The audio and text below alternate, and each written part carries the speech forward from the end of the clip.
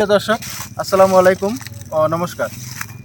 আশা করি সবাই ভালো আছেন, আমিও ভালো আছি। তো আজকে আসলাম হরেন্দ্র নারায়ণ নামের একজন রাজা ছিলেন। এটা হলো ধুবড়ী জেলার বিলাসীপাড়া মহকুমার আডানি রাজচক্রের অন্তর্গত। তো রাজবাড়ি তো আগে ছিল, এখন তো আর রাজবাড়ি নাই, এখন তো এই স্কুল টিস্কুল বানাইছে আর কিছু পরিত্যক্ত জায়গা রয়েছে। তো আসেন একটু দেখাই কোন জায়গাটা। এই যে প্রাসাদ, মানে দেখতেছেন যে রাজকীয় প্রাসাদ, এটা এনারা করে হয়তো বিশ্রাম থলি আছিল। কিন্তু দুর্ভাগ্যজনক, সবচেয়ে থেকে বড় দুর্ভাগ্যের কথা কোনটা জানেন? এটা একটা রাজার ঐতিহাসিক একটা কীর্তিচিহ্ন এরকম একটা জায়গায় আছে। অবশ্য বাউন্ডারি ওয়াল আছে, সুন্দর বাউন্ডারি ওয়াল আছে, গেট আছে।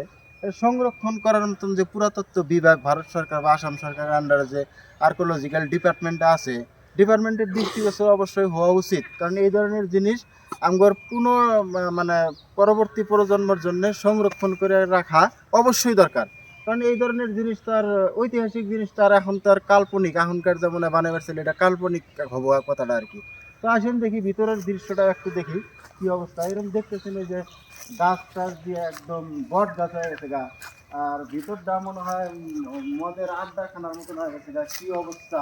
গাছ টাছ দিয়ে একদম জরাজীর্ণ এরকম জিনিস, এরকম তো আর সম্ভব না, জীবনে কাজ দিয়ে বাড়াই না। কারণ যে পাথর টাথর কোন কোন জাপান তুর্কি থেকে পাথর টাথর এনে এনে ওই সময় বানাইছে, আর লোহার রেলিং টেলিং দিয়ে ওই সময়কার এলা পুরাতত্ত্ব মানে রাজার আমলের কথা। এখন তো আর জীবনের সম্ভব হলে এরকম করে বানান। তো এই ধরনের জিনিস গভর্নমেন্টের নিশ্চিতভাবে সরকার বা প্রশাসনের আওতায় সংরক্ষণ করে রাখা উচিত। কারণ মানুষ নিহাস নেওয়ার মতন জায়গা নাই, মানুষ এখন কোনে মানে বড় মন বা বিশ্রামে যাব, এই ধরনের জায়গায় যদি মানুষ আসার পরে মনটা অল্প হলে কিছুটা ভালো লাগবো, সুস্থ বা ফিল হবো বা এই করা হবো। দেখেন এইদিকে কি অবস্থা একটু দেখাই।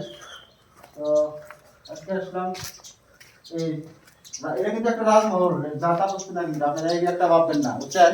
এটা কিন্তু একটা রাজমহল, রাজমহলের একটা অংশ আপনি বোঝাই দিচ্ছি।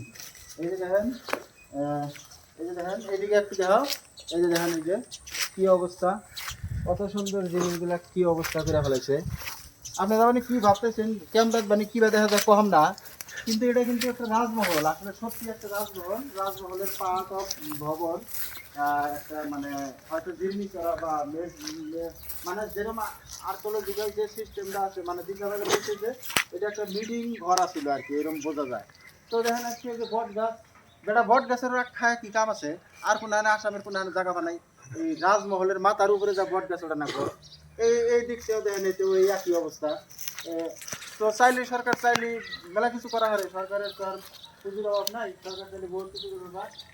তো আশা করবো যারা যারা ভিডিওটা দেখবেন সবাই না যেন এই ভিডিওটা শেয়ার করবেন, এই জন্য শেয়ার করবেন যে গভর্নমেন্টের চোখে যাতে পড়ে যে এটা পুরাতত্ত্ব বিভাগের দ্বারা সংরক্ষণ করা লাগে, আর এটা সুন্দর একটা পর্যটন থলিত পরিবর্তন করা লাগে এই জায়গাটা, যে সবাই যাতে পর্যটন আসে এখানে ঘুরে এই পুরানা রাজার আমলের বস্তু বাহিনীগুলো অল্প দেখতে পায়। দেন বহুত ওই এরিয়াটা বহুত বড় আছে, ছোট এরিয়া না কিন্তু বিরাট বড় এরিয়া। এই যে এইদিকে এটা যেটা দেখতেছেন এটা একটা ঘর, ওইদিকে বর্তমানে একটা বাবার আশ্রম বানাইছে, রাজার এরিয়ার মধ্যে আশ্রম বানাইছে। কিছু একটা পার্ট হরেন্দ্র নারায়ণ সেমিনারি উচ্চতর মাধ্যমিক বিদ্যালয়ের নামে দেওয়া হয়েছে, কিছু একটা পার্ট আর্ট অফ লিভিং নামের একটা আশ্রমে দিছে, আর বাকি অংশটা পতিত এইভাবে এইভাবে মুকুলিভাবে এইভাবে পড়ে আছে। বাউন্ডারি ওয়াল আছে, অসংরক্ষিত বাউন্ডারি ওয়াল।